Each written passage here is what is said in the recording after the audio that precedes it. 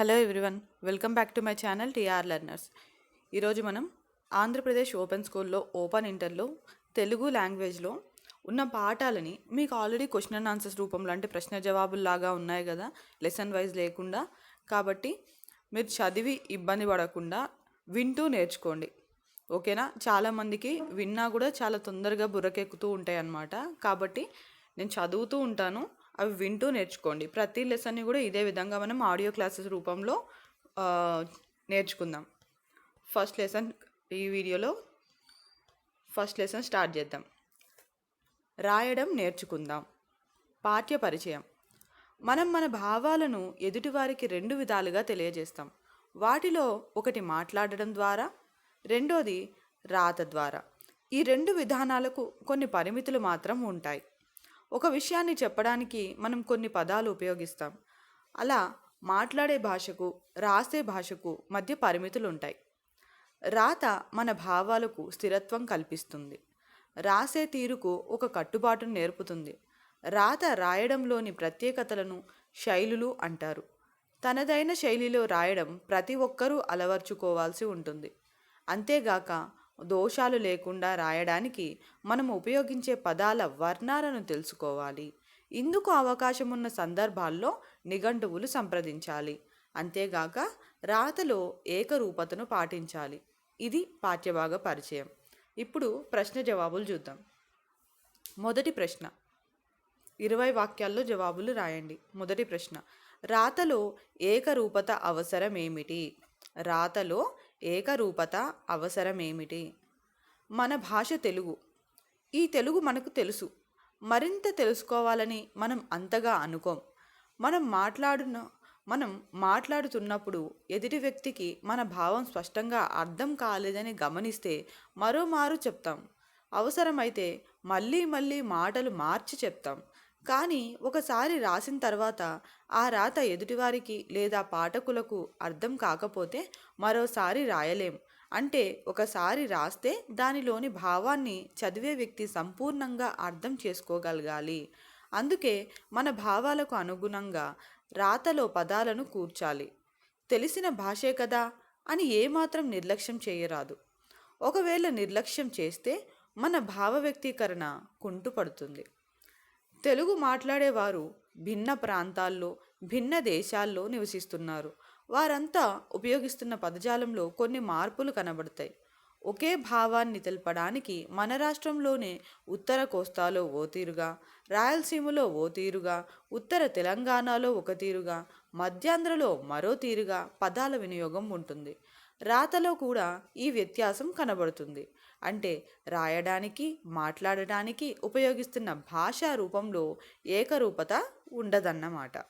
మాట్లాడే భాషకు ఏకరూపత అంతగా అవసరం లేకపోయినా సరే, రాసే భాషకు ఏకరూపత తప్పనిసరి.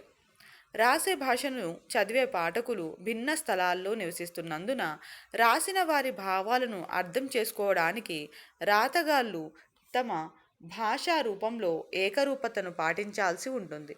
అలా కాకపోతే ఆ రాతలు ఆయా స్థలాలకో, ఆ ప్రాంతాలకో పరిమితం అవుతాయి తప్ప సార్వజనీకాలు కావు.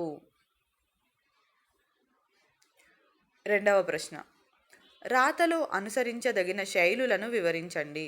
రాతలో అనుసరించదగిన శైలులను వివరించండి. రాతలో శైలి రకరకాలుగా ఉంటుంది.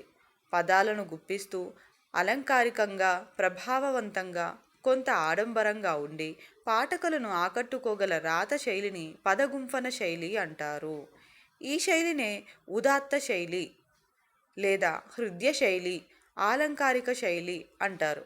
మన సాహిత్య రచనల్లో ప్రధానంగా కథల్లో, నవలల్లో ఈ శైలి కనిపిస్తుంది. విషయ ప్రధానంగా రాసే శైలిని సరళ శైలి, తేలిక శైలి అంటారు. వ్యాసాల రచనలో, లేఖల రచనలో ఈ శైలి మనకు కనిపిస్తుంది. ఈ శైలిలో సూటిదనం, మాటల్లో తేలికదనం ఉంటాయి. పాఠకుడు ఈ శైలిలోని రాతను చదివి సులభంగా అర్థం చేసుకోగలుగుతాడు. ఇక పదాల ఎంపికలో ప్రత్యేకత, ధ్వని, అర్థం, అలంకారం, దీర్ఘ సమాస ఘటన మున్నగునవి పుష్కలంగా కలిగిన రాత శైలినే ప్రాచీన శైలి అంటారు. దీనికే గ్రాంధిక శైలి అని మరే పేరుంది. ఈ శైలిలోనే మన ప్రాచీన కావ్య సంపద అంతా ఉంది. ఇక ఆధునిక కాలంలో గిడుగు రామమూర్తి పంతులు, గురజాడ అప్పారావు వంటి వారి ఆలోచనలు, చొరవ ఫలితంగా ఆధునిక వ్యవహార శైలి రచనల్లో చోటు సంపాదించుకుంది. వాడుక భాష అంటే వ్యవహారిక భాషకు ఆదరణ పెరుగుతున్న కొద్దీ ఈ శైలి క్రమంగా బలపడింది, విస్తరించింది. చిన్న చిన్న మాటలు, పొట్టి సమాసాలు, సులభమైన అలంకారికత, చదువుతున్నప్పుడే ఇట్టే అర్థమైపోగల శక్తి ఈ శైలికి గల ప్రత్యేకత. నేటి కాలం రచయితలు వారు రాసేది పద్యమైన, గద్యమైన, వచనమైన, గీతమైన ఈ ఆధునిక వ్యవహారిక శైలిలోనే రాస్తున్నారు. తెలుగువారిలో ఎన్నో వర్గాలున్నాయి, వృత్తి భేదాలున్నాయి. పిన్నలున్నారు, పెద్దలున్నారు, స్త్రీలున్నారు, పురుషులున్నారు, ప్రాంతాలున్నాయి, పనిచేసే స్థలాలున్నాయి. ఇలా తెలుగువారిలో వైవిధ్యాలు ఉన్నట్లే వారు మాట్లాడే భాషలో కూడా వైవిధ్యాలు ఉంటాయి. వారు వాడే పదాల్లో, జాతీయాల్లో, సామెతల్లో, వారి ఉచ్చారణలో, వ్యవహారంలో ఈ వైవిధ్యం కనబడుతుంది. ఈ వైవిధ్యాన్నే భాషావేత్తలు మాండలిక వైవిధ్యం అంటారు. అట్లే ఒక తెలుగు భాషా ప్రాంతంలోని మాట తీరుకు, మరో ప్రాంతంలోని మాట తీరుకు భేదం కనిపిస్తుంది. ఆయా ప్రాంతాల్లోని తెలుగువారి ఉచ్చారణను గమనిస్తే తూర్పు యాస, పడమట యాస, ఉత్తరాది యాస, దక్షిణాది యాస అనే భేదాలు కనబడతాయి. ఒక జనసముదాయం మాటల ధోరణి మరో జనసముదాయం మాటల ధోరణితో విభేదిస్తుంది. అట్లే ప్రజల ఆర్థిక, సామాజిక, సాంస్కృతిక నేపథ్యాల వల్ల కూడా వారి వారి మాటల్లో, ఉచ్చారణల్లో వైవిధ్యం కనబడుతుంది. నివాస ప్రాంతం, భౌగోళిక పరిసరాలు కూడా వ్యక్తుల మాట తీరుపై ప్రభావం చూపుతాయి. ఈ విధమైన మాట తీరులో గల భేదాన్ని మాండలిక శైలి అంటారు. మూడవ ప్రశ్న, రాత ఉద్దేశ్యాలను, నిఘంటువు ఆవశ్యకతను తెలపండి. రాత ఉద్దేశ్యాలను, నిఘంటువు ఆవశ్యకతను తెలపండి. జవాబు: రాత పలు ఉద్దేశాలతో చేస్తాం. వ్యవహారానికి రాస్తాం, పోటీలకు రాస్తాం, ప్రత్యేక సందర్భాలకు రాస్తాం. అయితే ఈ రాత తీరుల్లో భేదం కనబరుస్తాం. వ్యవహారానికి చేసే రాతల్లో లేఖలు ప్రముఖమైనవి. వీటిలో సెలవు చీటీలు, మేం బాగున్నాం మీరు బాగున్నారా అనే రాసే ఉభయ కుశలోపరి లేఖలు, మిత్రులకు రాసే లేఖలు, అధికార వర్గాలకు అర్జీల రూపంలో లేఖలు, విజ్ఞప్తులు చేస్తూ రాసే రాతలు వీటిలో ముఖ్యమైనవి. ప్రభుత్వ వ్యవహారాలకు ఉద్దేశించిన రాతలు కూడా ఈ కోవలోకే వస్తాయి. పోటీలకు రాసే రాతల్లో వ్యాస రచనలు చేరుతాయి.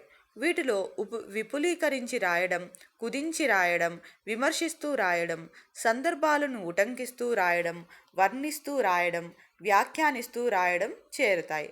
పరీక్షలకు రాయడం కూడా ఈ కోవలోదే. ఇక ప్రత్యేకంగా రాయడం అనేది ఓ విధంగా సృజనాత్మక రచన వ్యాసంగానికి చెందినది. కవితలు రాయడం, కథలల్లడం, నవలలు రాయడం, పద్యాలు కూర్చడం, అనువాదాలు చేయడం, సన్మాన పత్రాలు రాయడం మొదలైనవి ప్రత్యేక సందర్భాల రచనలు అని చెప్పవచ్చు. వ్యవహారానికి చేసే రాతలు తాత్కాలిక అవసరాలను తీరిస్తే, పోటీలకు రాసే రాతలు తాత్కాలిక అవసరాలతో పాటు కొంతమేర శాశ్వత అవసరాలను కూడా తీరుస్తాయి. ప్రత్యేకంగా చేసే రాతలు శాశ్వత అవసరాలను తీర్చి వ్యక్తులకు, పాఠకులకు ఆనందాన్ని కలిగిస్తాయి. ప్రతి వ్యక్తి తన మాటలకు ఒక ప్రత్యేకతను ఆపాదించాలంటే అతనికి భాషలోని పదజాలంపై, పదప్రయోగంపై అధికారం ఉండాలి. అయితే వ్యక్తి ఈ అధికారాన్ని సంపాదించుకోవడానికి తోడ్పడేదే నిఘంటువు. మాటలకు అర్థాలు తెలిపే పుస్తకాన్నే నిఘంటువు అంటాం. దీనినే కోశం, అభిధానం, అనుశాసనం అని కూడా అంటాం. ఆంగ్లంలో డిక్షనరీ అంటాం. రచనలు చదువుతున్నప్పుడు మనకు తెలియని పదాలు ఎన్నో తారసిల్లుతాయి. అలా తెలియని పదాలకు నిఘంటువులను సంప్రదించి అర్థాలను తెలుసుకోవచ్చు. ఆ పదాలను పూర్తిగా అర్థం చేసుకోవచ్చు. నాలుగవ ప్రశ్న, రాతలో చేసే ప్రధాన దోషాలేవో ఉదహరించండి. రాతలో చేసే ప్రధాన దోషాలేవో ఉదహరించండి. జవాబు: చదువుకోని వారు వినడము, మాట్లాడడము చేస్తే చదువుకున్న వాళ్ళు చదవడము, రాయడము కూడా చేస్తారు. మాట్లాడే విషయంలో కొంత అటైనా ఇటైనా ఎదుటివారు అర్థం చేసుకోగలుగుతారు. అందువల్ల మాట్లాడడం మాత్రమే చేస్తే ఎదుటివారికి అర్థమైతే చాలని అంతవరకే జాగ్రత్త పడతాం. ఎదుటివారికి అర్థం కాలేదని తోచినా, అపార్థం కలిగిందని తోచిందని భావించిన వెంటనే మాటలను సరిచేసుకుంటాం. కానీ రాతలో మన భావాల్ని వ్యక్తీకరించినప్పుడు ఈ సరిచేసుకోవడం సాధ్యపడదు. అంటే మాట్లాడేప్పుడు అంతగా ఎదురుకాని సమస్యలు ఎదురైనా తక్షణమే సవరించుకోలేని సమస్యలు రాసేటప్పుడు ఎదురవుతాయి. మన రాత సరైనదో కాదో, అది పాఠకుడికి అర్థమైందో కాలేదో అన్న సంశయం కూడా మనకు కలగడం సహజం. ఈ సంశయాలే రాతలో పొరపాట్లు దొర్లడానికి కారణమవుతాయి. అట్లే పదాల రూపం, వర్ణక్రమం, వాటి ఉచ్చారణ, వాటి ప్రయోగ ఔచిత్యాలు కూడా అంతగా తెలిసి ఉండకపోతే కూడా రాతలో పలు పొరపాట్లు అనాలోచితంగానే దొరలిపోతాయి. ఈ దోషాల్లో వర్ణక్రమ దోషాలు, వాక్య దోషాలు, భావ దోషాలు మొదలైనవి ఉంటాయి. ఇక సంస్కృత పదాలను, ఇంగ్లీషు మొదలైన ఇతర భాషా పదాలను మన భాషలో రాస్తున్నప్పుడు లేదా వాటి సమానార్థక పదాలను ఎంపిక చేసుకుంటున్నప్పుడు, పారిభాషిక పదాలను కూరుస్తున్నప్పుడు కూడా పలు దోషాలను చేస్తాం. అందువల్ల మనం సాధారణంగా చేసే దోషాలేవో తెలుసుకుంటే వాటిని తిరిగి చేయకుండా ఉండవచ్చు. వాటిని గూర్చి కొంచెం తెలుసుకుందాం. సంస్కృతం మాటల్లో ఉండే రూలు తెలుగు మాటల్లో ఉండవు. వీటి ఉచ్చారణ రీ రూలుగా ఉంటుంది. అందువల్ల ఈ అక్షరాలున్న సంస్కృత పదాలు కృష్ణను కృష్ణ అని, కృష్ణ అని ఉచ్చరించడం కనబడుతుంది. రాతలో కూడా రుకారం సంస్కృతం మాటల్లోనే ఉంటుంది. రుణం, ఋతువు అనే మాటలను రుణం, ఋతువు అని రాస్తే, కృంగు, త్రుంచు అనే తెలుగు మాటలను కృంగు, త్రుంచు అని రాస్తే భాషా సంప్రదాయం చెడుతుంది. అవే దోషాలవుతాయి. సంస్కృతంలో ఏ ఓ అనే అక్షరాలు లేవు. ఏ ఓలున్న పదాలు తెలుగు పదాలే, కానీ సంస్కృత పదాలు కావు. అట్లే ఐ ఔలు తెలుగులో ప్రత్యేక అక్షరాలు కావు. వీటిని ఐ ఔ అని కూడా రాయవచ్చు. ఉదాహరణకు ఐదును ఐదు అని, అవునును అవును అని కూడా రాస్తాం. అయితే సంస్కృత పదాల్లోని ఐ ఔలను మాత్రం ఐ ఔ అని రాయకూడదు. తెలుగులో బిందువు, అర్ధబిందువు, పూర్ణ బిందువు అనే రూపంలో ఉంటుంది. ఈ బిందువునే అరసున్నా, సున్నా అని తెలుగులో అంటున్నాం. దీన్ని అనుస్వారం అని కూడా అంటాం. తెలుగు మాటల్లో బిందువు పరుషాలు అంటే కచట తపలు, సరళాలు అంటే గజడ దబలకు ముందే ఉంటుంది, మరో చోట ఉండదు. దీనిని రాతలో దృష్టి అందించుకోవాలి. అట్లే విసర్గ సంస్కృత పదాల్లోనే ఉంటుంది, తెలుగు పదాల్లో ఉండదు. మహాప్రాణాలు అంటే ఒత్తక్షరాలు అంటే ఖ, ఘ, చ, ఝ, ఢ, ఢ మున్నగునవి తెలుగులో లేవు. ఈ అక్షరాలున్న పదాలు సంస్కృత పదాలే. ఈ అక్షరాలను మార్చి రాస్తే కొన్ని సందర్భాలలో పదం అర్థమే మారుతుంది. కరము అంటే గాడిద. దీనిని కరము అని రాస్తే చేయి, మిక్కిలి అనే అర్థాలు వస్తాయి. అట్లే విద్యార్థి అని రాయాలి, కానీ విద్యార్థి అని రాయకూడదు. 5వ ప్రశ్న, మాండలికాలు అంటే ఏమిటి? మాండలిక శైలి గురించి తెలపండి. మాండలికాలు అంటే ఏమిటి? మాండలిక శైలి గురించి తెలపండి. తెలుగువారిలో ఎన్నో వర్గాలున్నాయి, వృత్తి భేదాలున్నాయి. చిన్నలున్నారు, పెద్దలున్నారు, స్త్రీలున్నారు, పురుషులున్నారు, ప్రాంతాలున్నాయి, పనిచేసే స్థలాలున్నాయి. ఇలా తెలుగువారిలో వైవిధ్యాలు ఉన్నట్లే వారు మాట్లాడే భాషలో కూడా వైవిధ్యాలు ఉంటాయి. వారు వాడే పదాల్లో, జాతీయాల్లో, సామెతల్లో, వారి ఉచ్చారణలో, వ్యవహారంలో ఈ వైవిధ్యం కనబడుతుంది. ఈ వైవిధ్యాన్నే భాషావేత్తలు మాండలిక వైవిధ్యం అంటారు. అట్లే ఒక తెలుగు భాషా ప్రాంతంలోని మాట తీరుకు, మరో ప్రాంతంలోని మాట తీరుకు భేదం కనిపిస్తుంది. ఆయా ప్రాంతాల్లోని తెలుగువారి ఉచ్చారణను గమనిస్తే తూర్పు యాస, పడమట యాస, ఉత్తరాది యాస, దక్షిణాది యాస అనే భేదాలు కనపడతాయి. ఒక జనసముదాయం మాటల ధోరణి మరో జనసముదాయం మాటల ధోరణితో విభేదిస్తుంది. అట్లే ప్రజల ఆర్థిక, సామాజిక, సాంస్కృతిక నేపథ్యాల వల్ల కూడా వారి వారి మాటల్లో, ఉచ్చారణల్లో వైవిధ్యం కనబడుతుంది. నివాస ప్రాంతం, భౌగోళిక పరిసరాలు కూడా వ్యక్తుల మాట తీరుపై ప్రభావం చూపుతాయి. ఈ విధమైన మాట తీరులో గల భేదాన్ని మాండలిక శైలి అంటారు. ఈ విధంగా వ్యక్తులు తమదైన శైలిలో తమ భావాలను రాత రూపంలో వ్యక్తీకరించేటప్పుడు వారు అన్ని జాగ్రత్తలు తీసుకోకపోతే వారి వ్యక్తీకరణ ఎదుటివారికి తెలియకుండా పోతుంది. అందువల్ల వ్యక్తులు ఈ విషయంలో స్పష్టమైన అవగాహన కలిగి ఉండాలి. క్రింది ప్రశ్నలకు 5 పంక్తులకు మించని సమాధానాలు రాయండి. మొదటి ప్రశ్న: మన భావ వ్యక్తీకరణ కుంటుపడడానికి గల కారణాలేమిటి? మన భావ వ్యక్తీకరణ కుంటుపడడానికి గల కారణాలేమిటి? మన భాష తెలుగు. ఈ తెలుగు మనకు తెలుసు. మరింత తెలుసుకోవాలని మనం అంతగా అనుకోం. మనం మాట్లాడుతున్నప్పుడు ఎదుటి వ్యక్తికి మన భావం స్పష్టంగా అర్థం కాలేదని గమనిస్తే మరోమారు చెప్తాం. అవసరమైతే మళ్ళీ మళ్ళీ మాటలు మార్చి చెప్తాం. కానీ ఒకసారి రాసిన తర్వాత ఆ రాత ఎదుటివారికి లేదా పాఠకులకు అర్థం కాకపోతే మరోసారి రాయలేం. అంటే ఒకసారి రాస్తే దానిలోని భావాన్ని చదివే వ్యక్తి సంపూర్ణంగా అర్థం చేసుకోగలగాలి.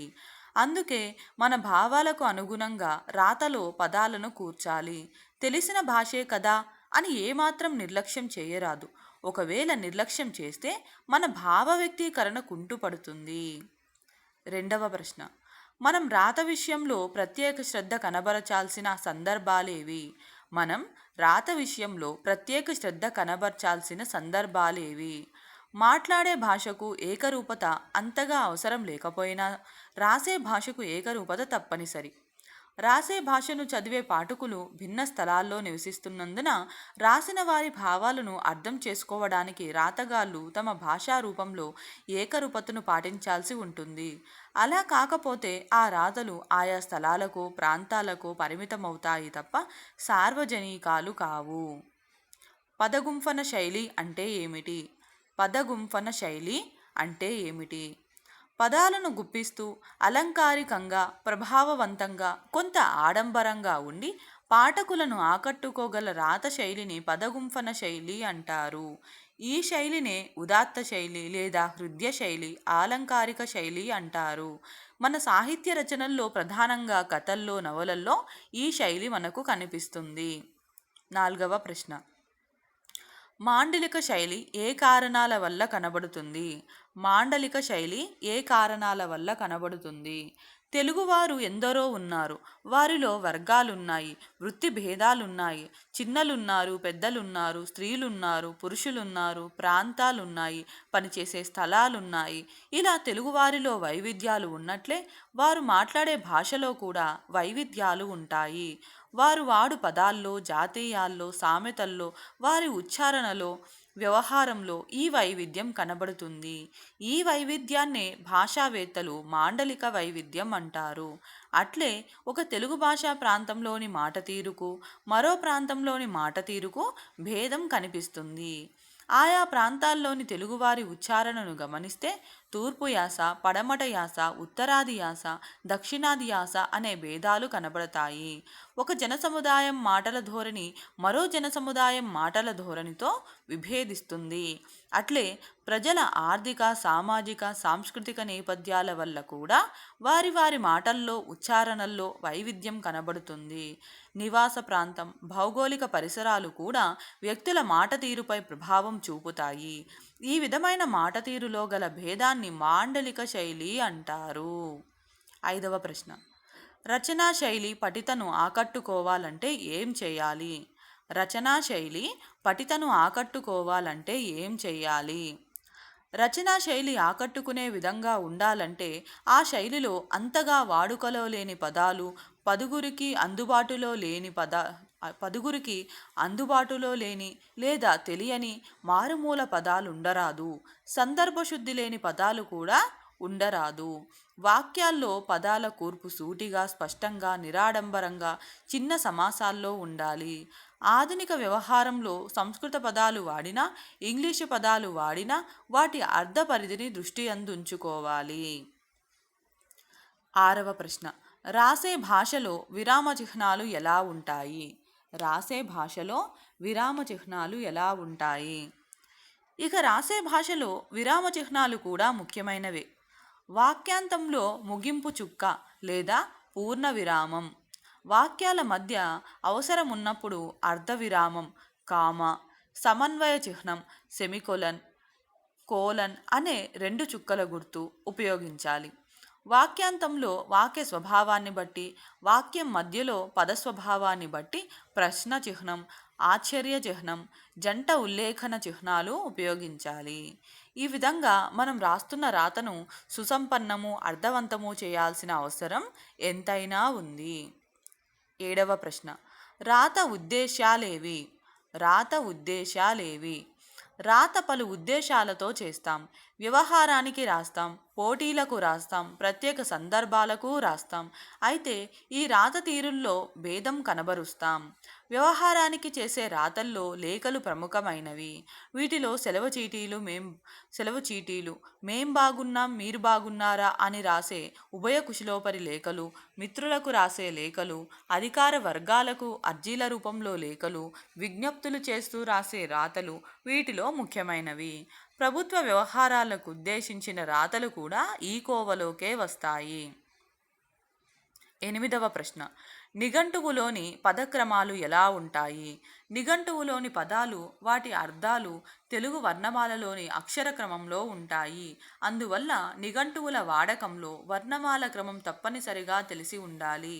వీటిలో కా తర్వాత క్షాతో మొదలయ్యే పదాలు, రా తర్వాత రాలతో కూడిన పదాలు ఒకచోట, లాలతో పదాలు ఒకచోట ఉంటాయి. ఈ నిఘంటువుల్లో పదాలు అర్థాలతో పాటు వాటి వ్యాకరణ విశేషం అంటే ఆ పదం నామవాచకమా, సర్వనామమా, విశేషణమా అనే సూచన మరియు ఆ పదం వాక్యాల్లో ఉపయోగించిన విధం ఉదహరించబడుతుంది. తొమ్మిదవ ప్రశ్న, రాతలో దొర్లే పొరపాట్లు ఏవేని ఐదింటిని పేర్కొనండి. రాతలో దొర్లే పొరపాట్లు ఏవేని ఐదింటిని పేర్కొనండి. భేదం, భేదం, బుద్ధి, బుద్ధి, బోధన, బోధన, దృఢం, దృఢం, షష్ఠిపూర్తి, షష్ఠిపూర్తి.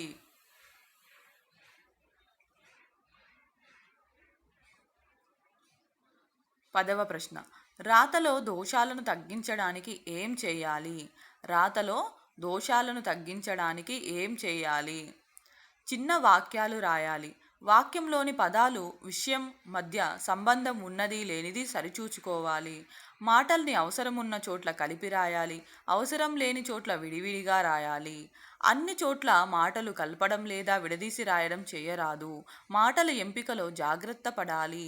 మాటలని అక్షరాలను పక్కపక్కనే రాస్తే వాక్యాల మధ్య ఒక అక్షరానికి సరిపడా స్థలం వదలడం, రెండు వాక్యాల మధ్య రెండక్షరాలకు సరిపడా స్థలం వదలడం చేయాలి. 5 వాక్యాల్లో జవాబులు రాయడం. మొదటి ప్రశ్న, మన భాషా రూపంలో ఏకరూపత లేకుండాటకు కారణమేమి? తెలుగు మాట్లాడేవారు భిన్న ప్రాంతాల్లో, భిన్న దేశాల్లో నివసిస్తున్నారు. వారంతా ఉపయోగిస్తున్న పదజాలంలో కొన్ని మార్పులు కనబడతాయి. ఒకే భావాన్ని తెలపడానికి మన రాష్ట్రంలోనే ఉత్తర కోస్తాలో ఓ తీరుగా, రాయలసీమలో ఓ తీరుగా, ఉత్తర తెలంగాణలో ఒక తీరుగా, మధ్యాంధ్రలో మరో తీరుగా పదాల వినియోగం ఉంటుంది. రాతలో కూడా ఈ వ్యత్యాసం కనబడుతుంది. అంటే రాయడానికి, మాట్లాడటానికి ఉపయోగిస్తున్న భాషా రూపంలో ఏకరూపత ఉండదన్నమాట.